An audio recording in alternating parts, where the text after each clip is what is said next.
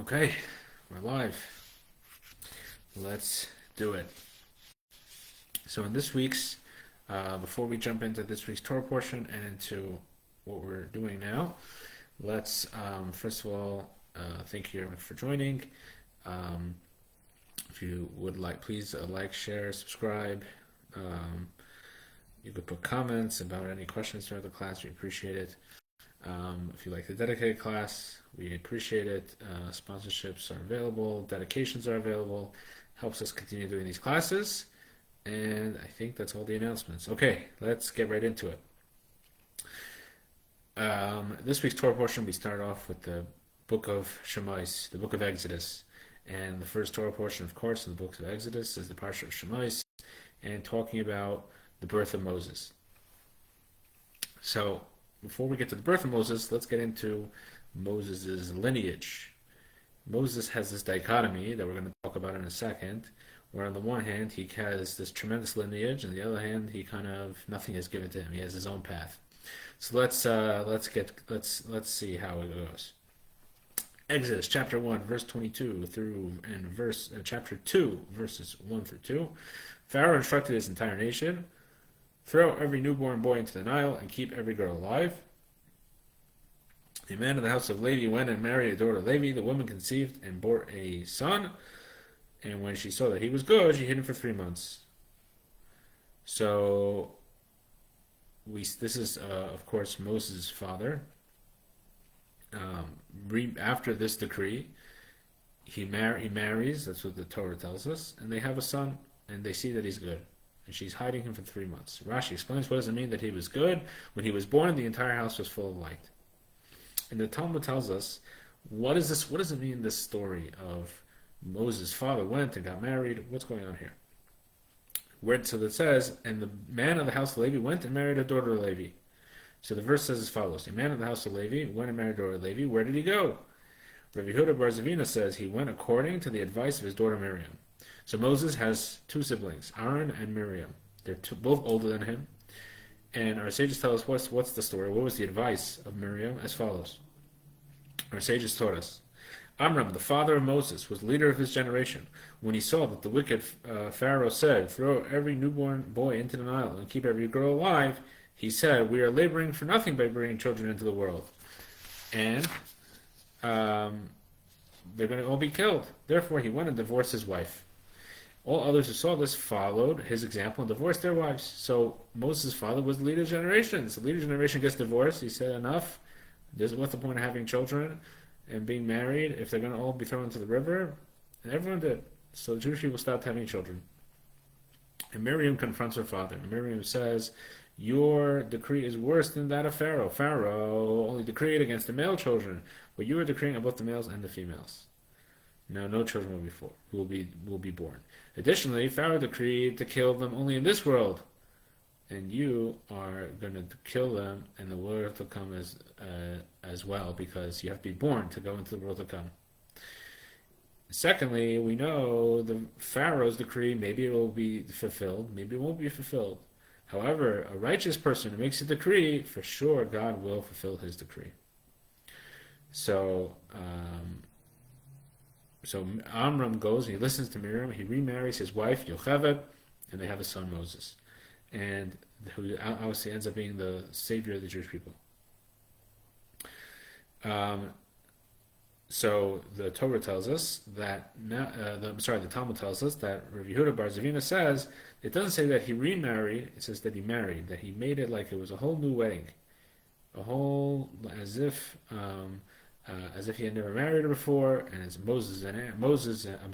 Aaron and Miriam are dancing at the wedding. Wonderful story. So we see here. What do we see from the story? We see here that Moses comes from this tremendous lineage. His father is the leader of the generation, to the point where the entire Jewish people followed his lead. We have another example of Moses' father, Amram, being the leader of the generation. And this is related in Maimonides' book of Laws of Kings, chapter 9, which tonight actually is the yahrzeit, the day of passing of Maimonides, the 20th day of Teves, so it's an opportune time to study his book. So he says as follows. We know there are 7 laws that were given to Noah. However, the truth is that only 1 was given to Noah. 6 laws were given to Adam. And what were they? The first one is the prohibition against worshiping of false gods. The second is the prohibition against cursing God. Third is the prohibition against murder. The prohibition against incest and adultery. The fifth is the prohibition against theft. And the sixth is the command to establish laws in courts of justice. Okay? Now later, the people at the time, in the time of Adam, they were not allowed to eat meat. So therefore, the law of animal cruelty, and specifically, you may not eat the flesh with its life, which is its blood, meaning that you cannot eat an animal while it's still alive, that was given to Noah, because only after the flood were the people allowed to eat meat. So therefore, that is why the 7th commandment was given to Noah, and obviously Noah ends up being the father of the entire world because everyone else is gone. So they're known as the 7 laws of Noah. But really, 6 were given to Noah. And now, that is how the world was until the time of, this is Maimonides says, this was until the time of Abraham. At the time of Abraham obviously is commanded the mitzvah of bris milah, of circumcision. And he also prays the morning prayer. So he establishes the morning prayer. Isaac, excuse me, Isaac is given the commandment to take tithes. And he prays the afternoon prayer. Jacob gets the mitzvah of gid hanasha, not to eat the sciatic nerve, as well as of an animal, as well as he prays the evening prayer. And in Mitzrayim, it says that Amram was given more mitzvahs. Okay? And until Moses, and Moses, obviously, the rest of the Torah was given through Moses. So we see here that Amram, how important of a person he was, that there are mitzvahs given to the Jewish people specifically while they're staying in Egypt that specifically are happening during this time. So we see here how important Moses was. Moses' lineage, I should say, was. Now, that's the one dichotomy. We have Moses' birth and his lineage. However, we all know what happens. That Moses is not raised by his parents. The decree was that all boys are going to be killed. Yocheved hides him in her home for 3 months. Then she puts him in this basket on the Nile River. He's rescued by the daughter of the Pharaoh, and he actually grows up as a prince in the court of the Pharaoh. And Rashi actually says not only did he grow up in Pharaoh's house, he actually had a leadership role in the Pharaoh's house, in the court. It says, Vayigda Moshe, that Moshe grew up, and Rashi comments, Sheminahu Pare al Beisai, that the Pharaoh appointed him as a leader in the household. So Moses had a leadership role in the court of the Pharaoh, and what was he doing there? He was studying ancient Greek wisdom, which we're not talking about, it's not that Moses was involved in the terrible things that were going on in Egypt, but he was involved in Greek wisdom, which until basically the Greeks overtaking that, which I'm sure was partly influenced by Egyptian ancient wisdom. Egyptian ancient wisdom was considered the hallmark of academia and philosophy and etc. To the point that we see that actually King Solomon, that the Torah tells us that in the book of Kings, that the wisdom of Solomon surpassed the wisdom of Egypt. So we see how all the wisdom of Egypt. So we see how Egypt was like peak wisdom. Now, obviously, it was not divine wisdom, but it was wisdom. They were engaged in intellectual activity. So Moses has a dichotomy. On the one hand, he's involved with he has this lineage, but he's not experiencing it. He's experiencing Egyptian life as an important person in the court of the Pharaoh. And what happens? The Torah tells us in this week's Torah portion that we see something remarkable. It says, "Vayetze el achav vayar b'sivlei son." He goes out to his brethren and he sees their suffering. He was truly pained by their distress, and he understood he has to act. So what happens? In Exodus chapter 2, verses 11 and 12, the Torah tells us that a story, that there was a man who was hitting his brother, an Egyptian was hitting a Jew, and one who he considered his brothers. And he turns away, and he sees there's nobody there, and he kills the Egyptian, and he hides him in the sand. And Rashi explains the story as follows. What happened? This Egyptian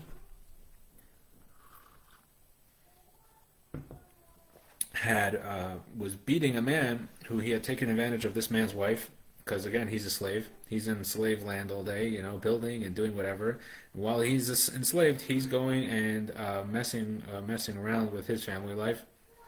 The guy figures out what's going on, so this Egyptian taskmaster is taking it out on this guy to prevent it from coming out, what he had done. And Moses takes the initiative and he kills this Egyptian, saving this person.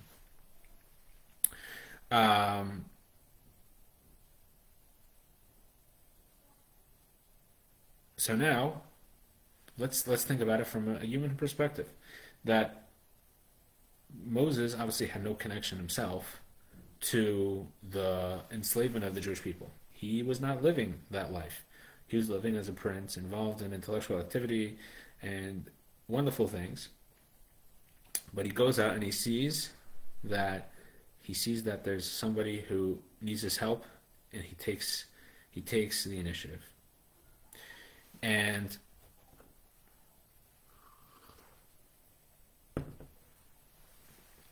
this is a lesson that we can learn, and we're going to focus on this tonight. This lesson is that there are times that a person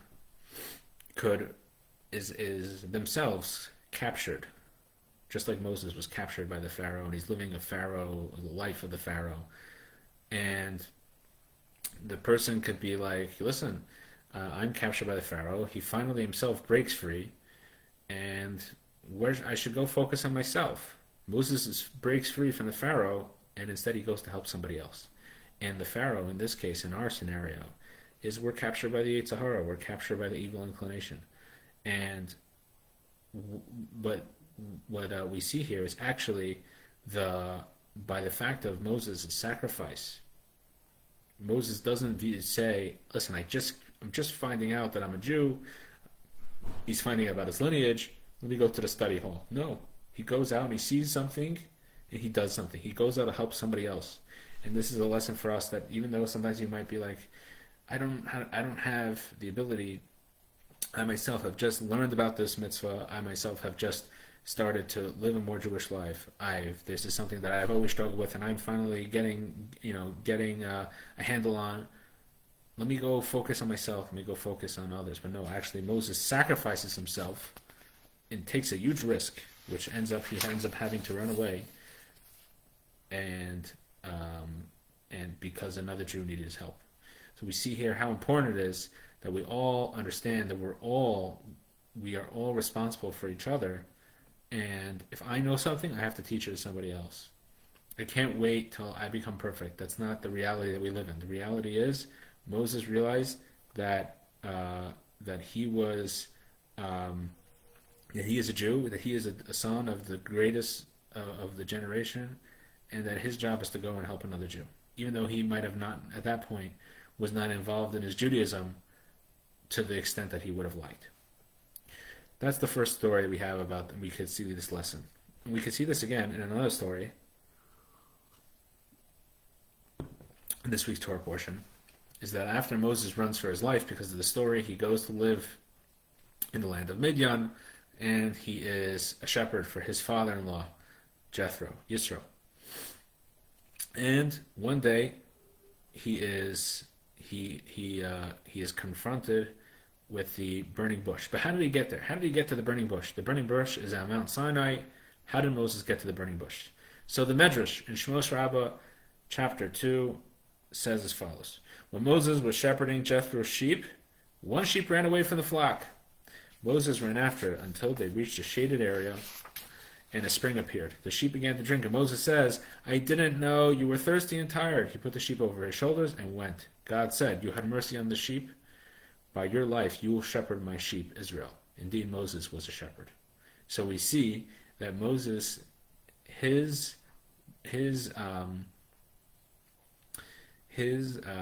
willingness to go out for that one sheep who was lost and he didn't realize needed some water, and that is what leads him to the burning bush, and this is what leads him to be the leader of the Jewish people.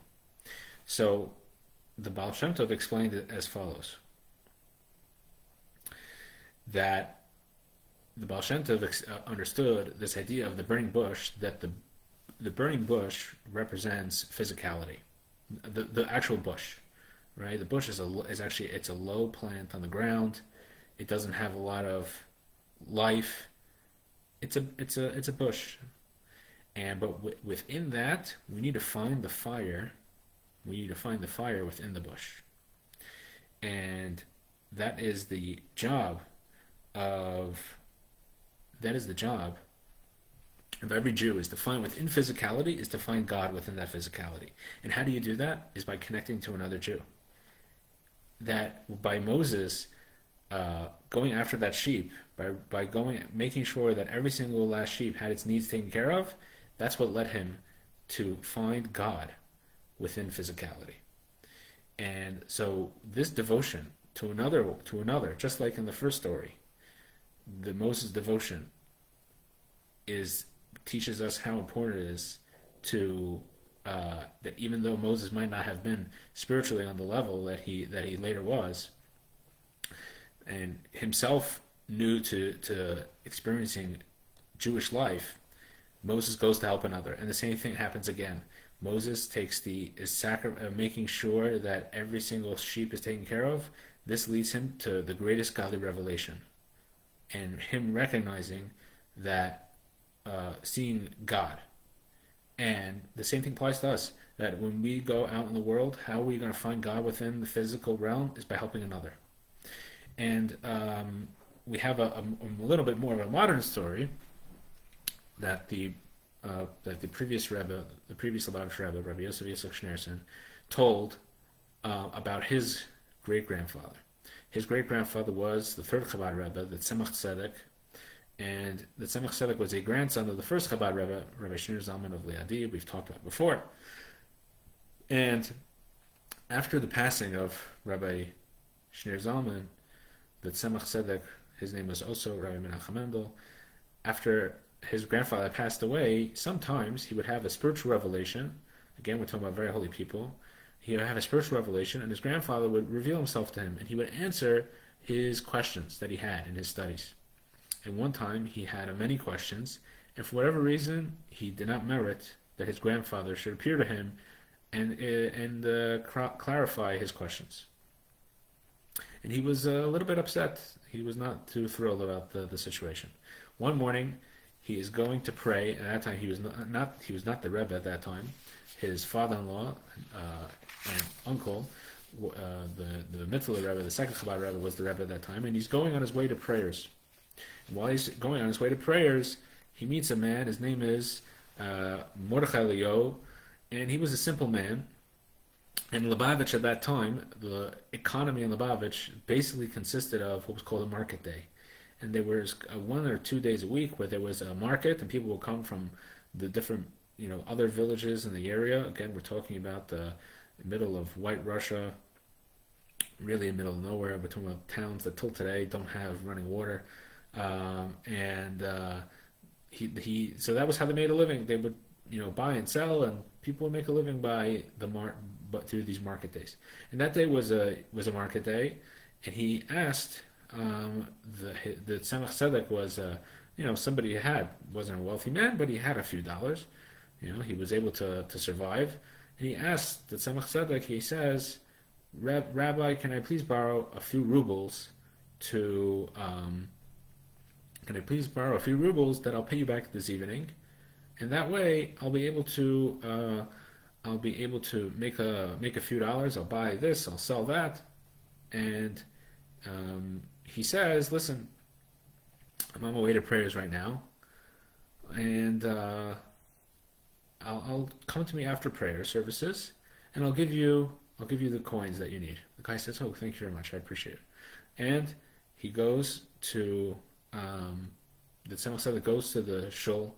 He puts his talus on his shoulder, and he's about to put on his talus, and he's checking his tzitzis, and he thinks, the Torah tells us that a person that Rabbi Elazar would give a coin to a poor person, and then he would pray. And basically saying that in the merit of the charity was a merit that he used to go pray. So why am I waiting? This person, he needs the money. He needs it now. If he waits later in the day, who knows if he'll be able to get the merchandise he needs to get a deal, and he won't be able to make a living, or he won't make as good of a profit. So he takes up his talus, he runs home, gets the money, runs to the marketplace, and it's a crowded situation. And now this young Hasidic Rebbe, or soon to be Hasidic Rebbe, is running around and he's saying, "Where is Mordechai Eliyahu?" And he finds him, and he goes back to the synagogue. And right when he gets back to the synagogue, his grandfather appears to him. Rabbi Shneir Zalman appears to him, and he answers all his questions. And he said as follows: his grandfather, in this vision, says to him, "One who gives a loan to a Jew with whole heart, without any ulterior motives, and does a favor for a Jew with love as commanded, love your fellow as yourself, the gates of the heavenly palaces are open before him." And this teaching was passed down from every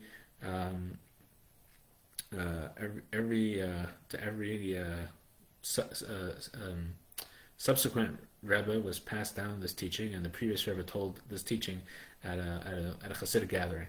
And we see here that, again, through the merit of helping somebody else, that is what actually led. We see, just like Moses at his time, that through Moses helping this sheep, he gets to this revelation of God, and through the Tzemach Tzedek, this giving a little bit of charity, giving somebody a loan, that is how he was able to actually reach his own personal spiritual service. Now,